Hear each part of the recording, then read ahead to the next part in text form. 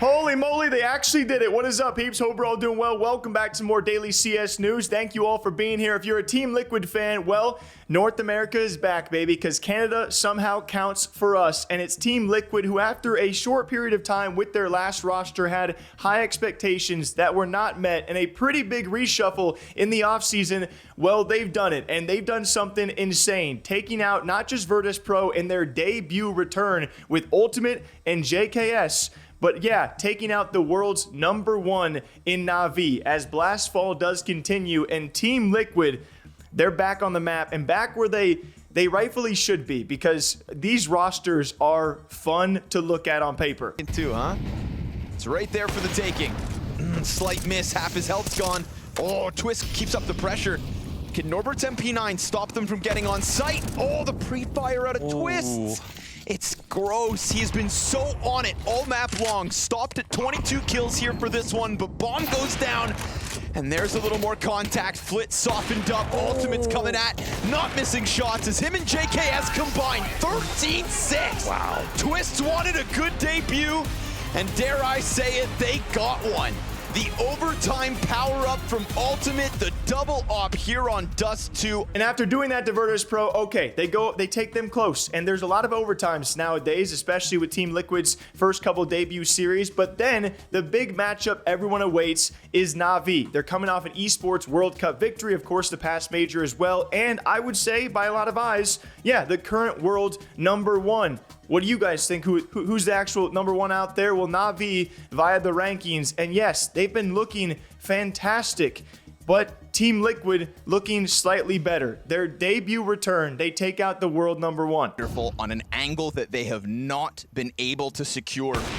He misses his chance to strike first blood here in round 24. Yeah, careful, man. I mean, it's great to have enough, but sometimes not versus pistols. And they're transitioning quick into this wonderful will find Ultimate. Then they press against the smoke. JL's mag's half empty, and he gets killed by Yakinder, who just last round almost had it there for Liquid. And now the op's gone. Last time there was no entry, but oh, he gets caught, exposed. NAF has found the opening. A is clear for them to take. Oh my God, and they have a smoke. JKS is coming in a little bit late, but he's using it on Arch. There's a chance here for Bit to fight. He comes back with vision on sight. He's now pinned into the Moto, tagged down by 80, and we're gonna get NAF gun him down with the MAC-10, then dives back to sight. Now, no upgrades to be had. You wanna praise Bit? It's been NAF all night long, and as the climb up's caught, it's only damage. Twist continues in this. A retake demanded here of Navi, but one that features no utility. They have to try to press in. It is lesser weapons. It is 2 Tech 9s. And a reload on the MAC-10 to the backside as the short side falls. Alexi gets it going. Naf's able to answer. JKS to the clutch. Oh, it all comes down to this. He holds. It's high to the top of the box. He dives and gets it. Alexi on bomb with no time. Liquid 2-1 Navi. Oh, they pulled it off. No 10-second stint, and the debut is half complete. Amazing here in groups for Liquid. And yeah, we have some closing tweets out there from someone like JL. Still love the guy. Just says a pretty poor showing all around. Navi will be back. All right, it's just a little group play. First matches back from the off season. Nothing they can't fix, obviously. But love to see JL with his head up high, and hopefully we'll be back sometime soon. I'm sure they'll be okay. But some other tweets out there that caught the attention of people was the co-CEOs of Liquid. One being Victor. This was also later reposted by Steve as well, the co-CEOs over there, as he had a little meme play for the evil genius psychologist. It's the meme, okay? He memed it. But I think he also meant it, saying, "We just took down the #1 ranked team in the world, and all the casters can think to say is Navi didn't show up. We clawed our way back from 48th in the world by building a talent pipeline the whole scene memed on. Step out of the echo chamber and pay attention." And so, yeah, Pokin and everyone loves to rib at evil geniuses. They obviously have had a rough last couple of years in esports. They had some great successes and some great mistakes that people love to rib on. I didn't expect the Liquid CEOs to join in on that ribbing, but a good tweet though, nonetheless, because the words still meant, guys, Team Liquid is back. Just take down a #1 NAVI and a Virtus Pro lineup that is certainly not too easy. This is going to be fun. And is it still the honeymoon period? You know, is it just the JKS effect? Ultimate, the guy that people had question marks around? I don't care. Liquid's back, NA is back, and you can't spell Canada without NA, so they're ours. We're going to take these victories. And something that's also back and has never really gone away are the issues in CS. The jump bug and the boost bugs continue to be a plague for the pro players out there, as was picked up by Reddit and someone like Ropz, who is probably one of the more analytical and better movers of the game, probably knows every nook and cranny possible on every single map, so you expect him to be able to make his jumps. And, well, people pointed out that even he was having issues, which is when you know it's probably a problem. Shot from Rain in the middle, 3 versus 3, and they should get the bomb hunt at the very least here. Oh no, Ropz. Take it easy. Oh, he's still going to be able to catch it. Axel kind of caught sleeping there. And this is something that Elige has also called out in recent times. We spoke about in last video his frustrations, complexity, struggles so far out of this short off season. They are not looking in best form. We talked about yesterday as they fell to Heroic with their stand-in Saw, who is their coach. Which was definitely not the result they wanted. But even Elige taking to Twitter to say, hey, we got to do better. We got to fix these issues. And then very lastly, for all of you guys, it seems that we kind of got bumped out of the algorithm because I have not been uploading as much CS news. That's on me. We'll be back at them these next couple of weeks because we're done traveling for a little bit. So there will be hopefully nearly daily CS episodes. We talked about it a bit last time. I wanted to give you guys the full segment of Cadian talking about Falcons, who have been just over half a year together, still have had very high expectations, have not met anywhere near those expectations, especially with the money and the names on this lineup. People expected more. That's just how it is. But it was actually Cadian making a reference to a relationship, saying, hey, if you know someone for 6 months, you're typically not going to marry them. And so saying that this team, maybe they have problems, but maybe they just need more time to gel, figure out chemistry, and figure out how to play the game a bit better. Why? Because it isn't at the level it needs to be. Yeah, I mean, I think, you know, when they first formed the previous roster before getting into Dupree, they still have a little bit of that. They had 4 anchor players. Now they're left with 3, and Dupree is a bit more of a rotation guy, dynamic player, but they still do have, in my opinion, 1 anchor too much.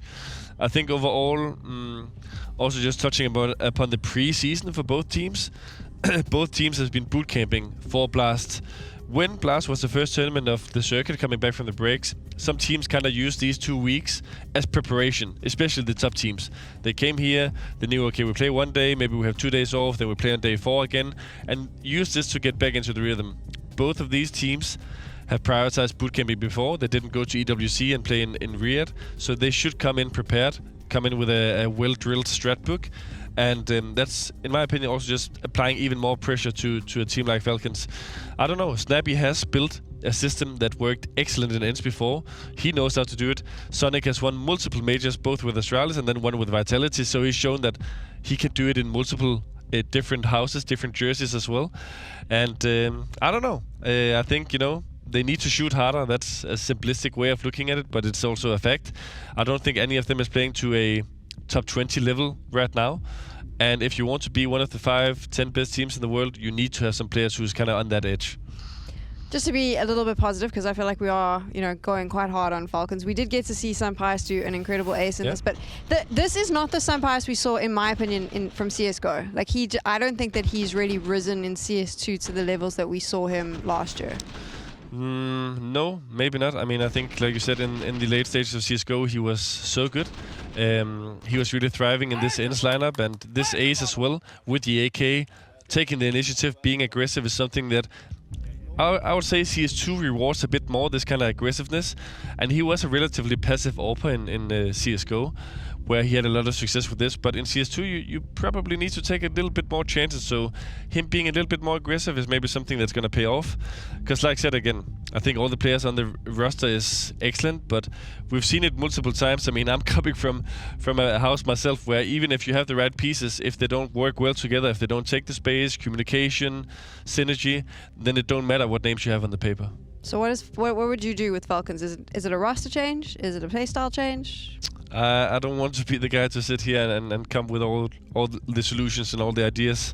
Sorry, Blast, I know you're paying me for that, but I think, you know, they should have a better view themselves of like the team talks and who's working hard, is anyone showing up late, is someone not being prepared, putting in the extra hours of deathmatch, is someone not hungry, is it always the same 2 guys fighting about what to do in this situation? Like, I don't know all the kind of secrets behind the roster, but something needs to happen at some point, because that's not even to put any pressure on the players or the organization, because I think no one is satisfied at this moment.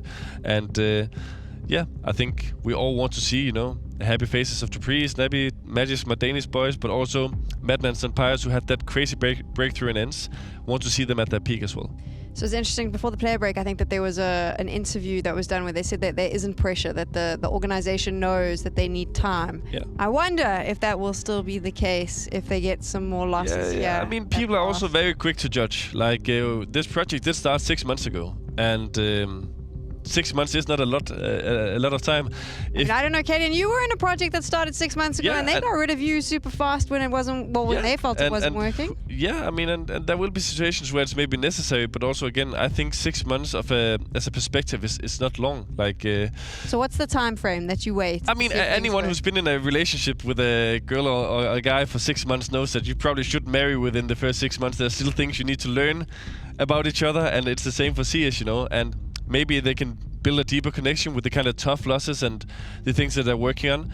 I think, Sonic has proven his worth multiple times as a coach. They have Lars Rubbel as well as a mental coach. I mean, if these two guys can't put them at the right mental place, I'm not sure how many other people in the CS community can. But I understand the community pressure. I understand that people want to see them perform, but they also need to give them a little bit of time. If they've had enough time or not, I'm not the judge for that. And I'm actually down for this. Like, I do realize CS is such a fast-paced esport, especially when you go to an event every other week or sometimes every single week. It can be easy to get caught up in not having results for 7 months, meaning that you could have won like 20 tournaments. But, sometimes it does take longer for teams to just get good at a game and figure out each other and how to play next to each other.